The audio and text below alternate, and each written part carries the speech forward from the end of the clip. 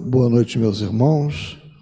Hoje é dia 1º de novembro de 2023, quarta-feira. Estamos iniciando os trabalhos na Casa Espírita de Abel Sebastião de Almeida e, como sempre o fazemos, rogando a Deus, nosso Pai de infinito amor e misericórdia, a Jesus, nosso querido e amoroso Mestre, amigo incondicional de nossas almas, e a Maria de Nazaré, nossa Mãe Celestial, que nos envolvam no manto de paz e de amor, que a nossa psicosfera ela esteja preparada para os trabalhos que se desenvolverão na noite de hoje. Bem, meus irmãos, então, como sempre fazemos, para nós criarmos a harmonização necessária, pedir a nossa irmã Marisa fazer uma leitura de uma página do Evangelho segundo o Espiritismo. Boa noite.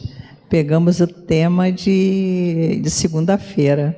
Não se pode servir a Deus e a Mamon. Foi o tema da nossa palestra, né? Segunda-feira. Salvação dos ricos. Ninguém pode servir a dois senhores, porque ou odiará a um e amará a outro, ou se prenderá a um e desprezará o outro. Não podeis servir simultaneamente a Deus e a Mamon. Lucas, capítulo 16, versículo 13. Então, aproximou-se dele um mancebo e disse: Bom mestre, que bem devo fazer para adquirir a vida eterna? Respondeu-lhe Jesus: Por que me chamas bom? Bom, só Deus o é. Se queres entrar na vida, guarda os mandamentos. Que mandamentos? Retrucou o mancebo. Disse Jesus: Não matarás, não cometerás adultério, não furtarás, não darás testemunho falso, honra a teu pai e a tua mãe, e ama teu próximo como a ti mesmo. O moço lhe replicou: Tenho guardado todos esses mandamentos desde que cheguei à mocidade. Que é o que ainda me falta? Disse Jesus: Se queres ser perfeito, vai, vende tudo o que tens, dá-o aos pobres e terás um tesouro no céu. Depois, vem e segue-me. Ouvindo essas palavras, o moço se foi todo tristonho, porque possuía grandes haveres. Jesus disse então a seus discípulos: Digo-vos em verdade que bem difícil é que o rico entre no reino dos céus. Ainda uma vez vos digo, é mais fácil que um camelo passe pelo buraco de uma agulha do que entrar um rico no reino dos céus. Mateus, Lucas, Marcos, todos eles falam sobre essa máxima. Um bom estudo para nós. E fica a reflexão, né?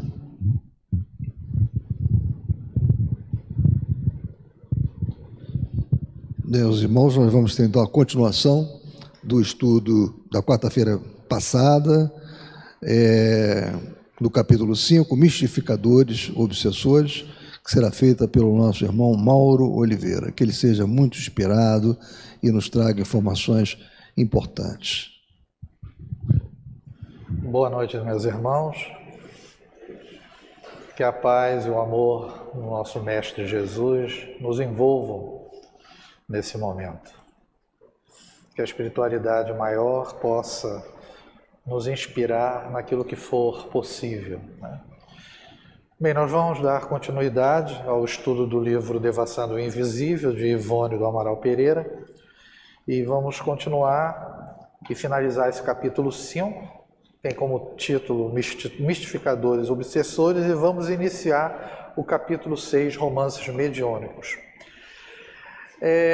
Nesse momento do capítulo 5, a Ivone Pereira está descrevendo os aspectos grotescos daqueles espíritos mistificadores e obsessores, né? E nós paramos exatamente nesse momento onde ela continua a sua descrição dizendo: não havia pescoço e ombros e nem roupas, mas o chapéu lá estava completando a monstruosidade. Essa horrível entidade fazia-se acompanhar de outra que se diria o seu contraste, propositado e caprichoso. Excessivamente pequena, rotunda, com um rosto de dimensões desproporcionadas para o tamanho do corpo. Faces gordíssimas, vermelhas, como se o infeliz vivesse eternamente soprando alguma coisa. Chapéu com abas enormes, botas, esporas e chicote, tudo desconforme e impressionante pela fealdade e pela desarmonia. Dentre as duas, não se saberia qual a mais desagradável e chocante. Mas era certo que tais arremedos humanos causavam um mal-estar insuportável, pavor mesmo, não tanto talvez pela grosseria da forma, mas pelas influenciações nocivas e contaminantes que suas mentes desajustadas da harmonia da criação deixavam irradiar. É claro que o aspecto exteriorizado, da maneira como se mostravam os perispíritos desses irmãozinhos, infelizes e voltados ainda ao mal, causava uma certa repulsa, um certo receio, um certo medo. Mas o importante é a questão das influenciações nocivas, Não era só aquilo que você visualizava, era a sensação íntima que aquilo te proporcionava, causando exatamente esse mal-estar. O que é muito comum quando a gente passa a ter, em determinadas situações, uma certa afinidade com esses irmãozinhos, o que, infelizmente para a gente, dentro da nossa rotina diária, acabamos nos afinizando com eles,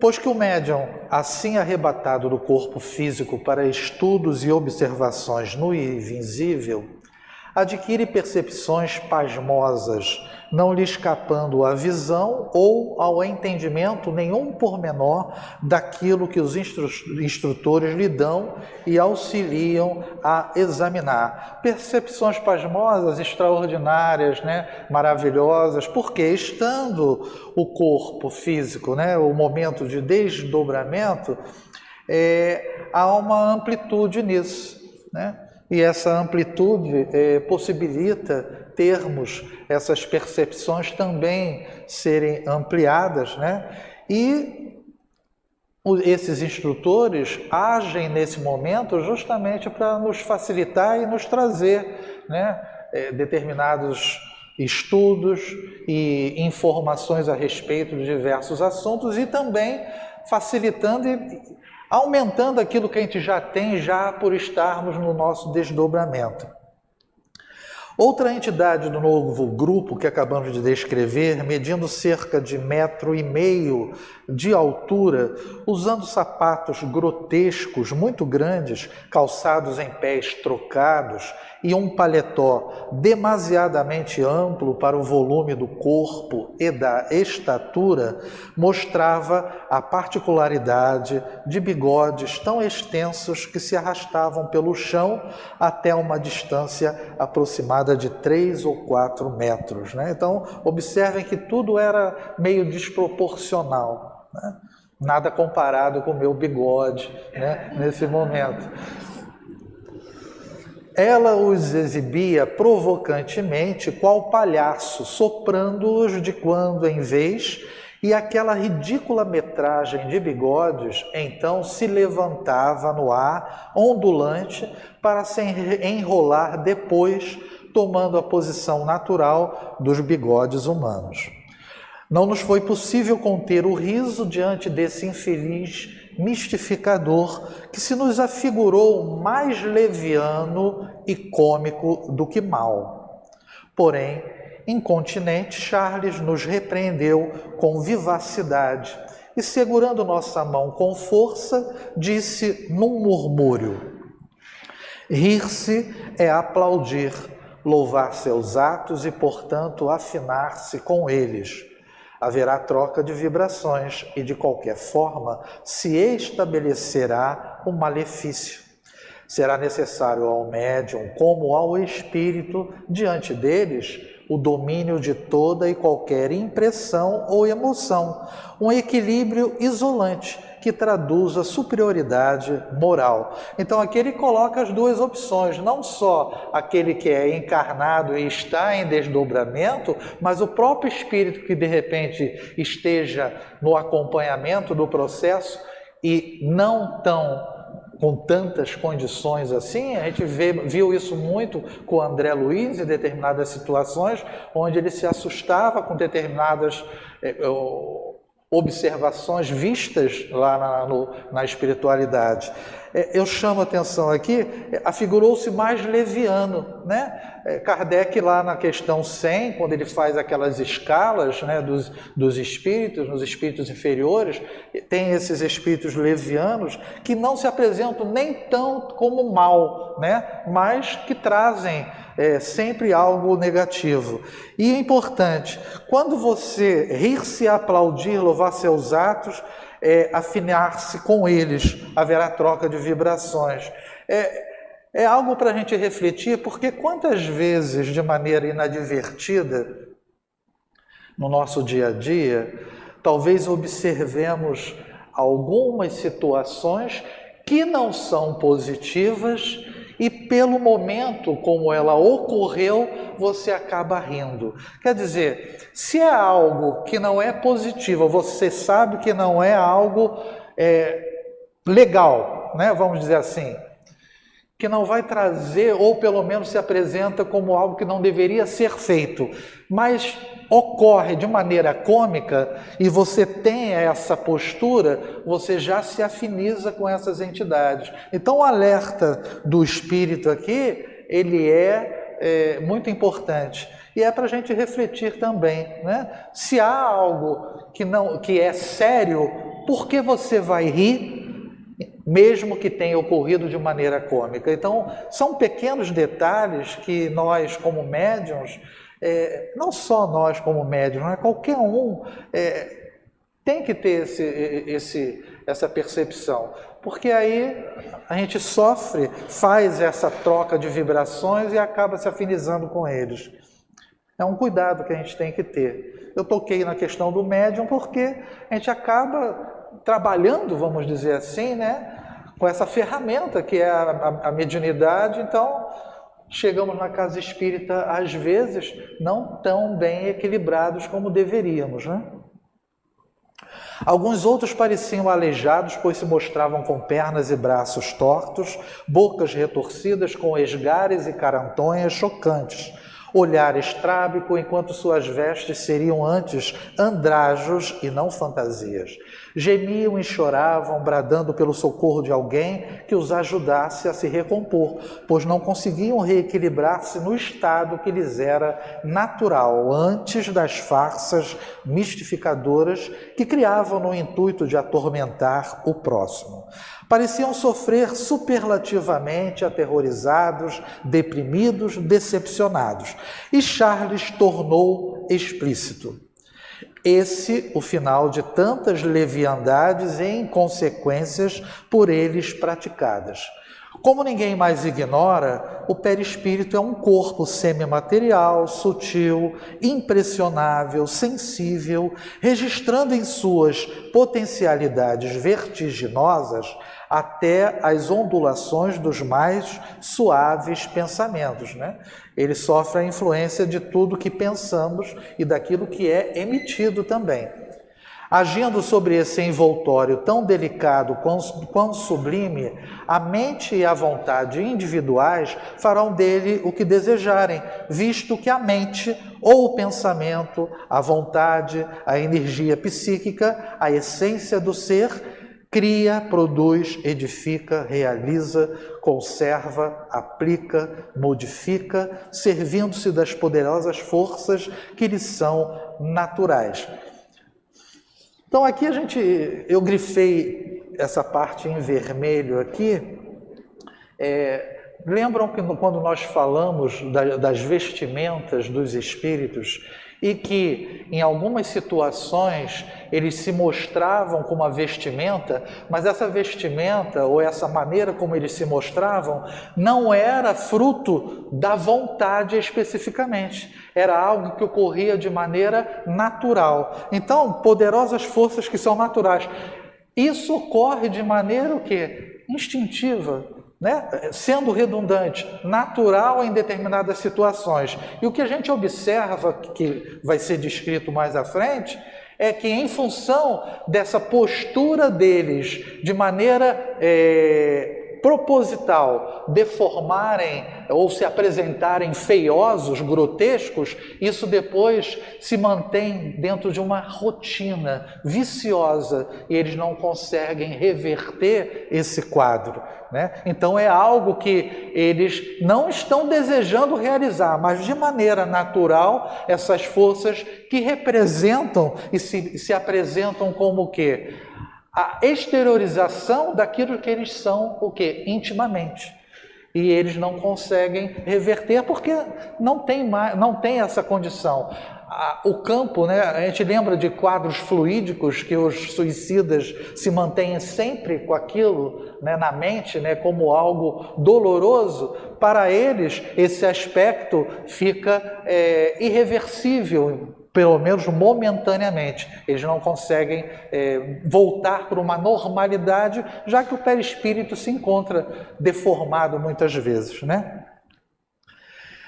E aí ele continua: dedicadas ao exercício contínuo de tantas ações desarmoniosas, afeitas a tantas inconveniências e inconsequências, comumente durante longas décadas, essas entidades terminam por viciar não apenas a própria mente, como ainda as próprias essências ou materiais sutis e maleáveis do perispírito, o qual se deforma ante os choques, por assim dizer, magnéticos, das vibrações emitidas para o lamentável feito, se afeiam ante o domínio mental de tantas carantonhas e desfiguração da forma ideal perispirítica imaginada pela criação. Aquela ideia de que o que você faz para o outro acaba revertendo para você, não consegue fazer essa mudança depois.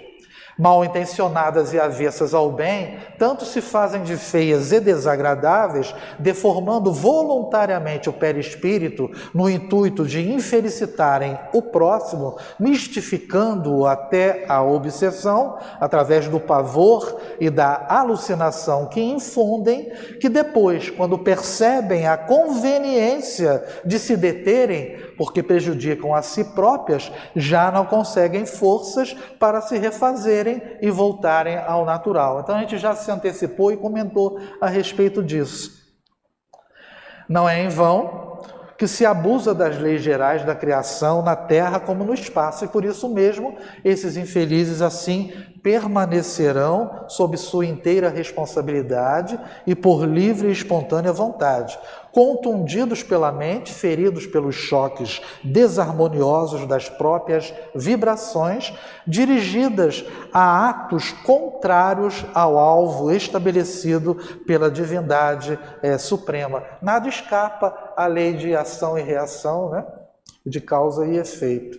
E tais como se encontram, serão encaminhados para a reencarnação, né? que vai ser o remédio amargo, mas necessário, como infratores da ordem pública o seriam para um presídio, o único recurso da atualidade, a reencarnação, para lentamente reequilibrá-los na harmonia geral, visto que as formas pesadas da matéria carnal serão como que formas ortopédicas necessárias à minoração de tais enfermidades vibratoriais de origem moral consciencial. Mas como facilmente se compreenderá, os pobres folgazãos, inconsequentes e malvados, renascerão doentes fisicamente, já que doentes graves são como espíritos, arrastando o corpo intermediário ou perispírito brutalizado como vez. Então é uma consequência natural isso, né? o retorno à carne com dificuldades, né, físicas. Serão, portanto, enfermiços, raquíticos, retardados, vítimas de males incompreensíveis que a medicina terrena diagnosticará como de origens sifilíticas. Serão feios, tristes, doloridos, tardos de movimento e ação, porque tardos de vibrações, sofredores e até dementes, tolos, medíocres, causando muitas vezes repugnância e compaixão a quem os conhecer. A sentença cristã, a cada um segundo as próprias obras, é artigo mais elástico do que os homens têm imaginado. Esses infelizes que aí vês ferindo, atraiçoando, mentindo, perseguindo seus irmãos de humanidade, na terra como no invisível, a si próprios feriram, atraiçoaram, mentiram, perseguiram. E assim sendo, as más ações engendradas por suas mentes desorganizadas reduziram-nos a sofredores em luta, com provações melindrosas, a convalescentes psíquico-consciencial que demandarão períodos seculares até que atinjam o necessário equilíbrio, isto é, a regeneração e a reparação completa do mal praticado. Não é algo que é realizado de uma hora para outra, né? Vai levar tempo para que retornem a uma situação mais tranquila. Do que fica exposto, depreenderás as responsabilidades que pesam sobre os ombros dos espiritistas, médiuns ou não. Através deles, será necessário que os ensinamentos e revelações que a espiritualidade concede sejam conscienciosamente propagados entre os homens, a estes auxiliando na reeducação de si mesmos, a fim de não mais se deixarem enredar nas teias obsessoras de criaturas de tal espécie. Mais uma vez aqui, a importância da doutrina espírita nesse processo, né? E aí continua, que agem de preferência através do sono corporal de cada noite, né, essas entidades, pois as vossas sociedades estão repletas de casos lamentáveis, originados do conluio das paixões de uns e de outros, assim como repletas estão de reencarnações expiatórias desses mistificadores terríveis que acabas de surpreender em ação. E que leigos e espíritas meditem a tempo sobre o perigo dos desequilíbrios no mundo mental de cada um, que bem poderão fornecer acesso a uma invasão análoga do invisível, né? É um alerta importante, né? E através do sono a gente grifou, isso é repetitivo, mas é necessário o quanto a gente deve se preparar nesse momento de desdobramento, né? Porque o perigo dos desequilíbrios no mundo mental, isso pode ocorrer de maneira muito mais fácil do que a gente imagina. E aí Ivone continua, né? Depois dessas informações do seu mentor, resta-nos acrescentar que a criança que deu motivo à presente lição se corrigiu das anormalidades apresentadas. E o que mais contribuiu para tão feliz desfecho foi o serviço de conselhos e preces a favor das entidades influenciadoras durante as fraternas e tão belas reuniões do culto do Evangelho no Lar, que os espíritas há algum tempo tão amorosamente praticam, recordando os tempos apostólicos. Então, mais uma vez, a questão da prece é como elemento importante, não só para nós, mas para aquele que está ao nosso lado, nos influenciando negativamente, né? E a ferramenta, o Evangelho no Lar, como algo essencial para que a gente consiga manter o ambiente familiar na nossa casa mais equilibrado. Então, esse capítulo ele foi encerrado dessa forma, e a gente vai iniciar o capítulo 6, Romances Mediúnicos, um capítulo mais ameno, né? Em relação ao anterior.